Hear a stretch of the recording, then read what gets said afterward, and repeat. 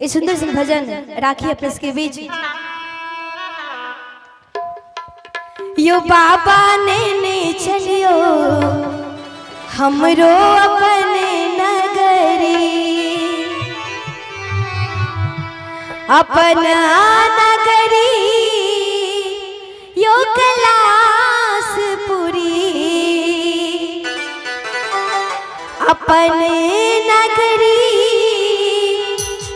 यो कलास पुरी।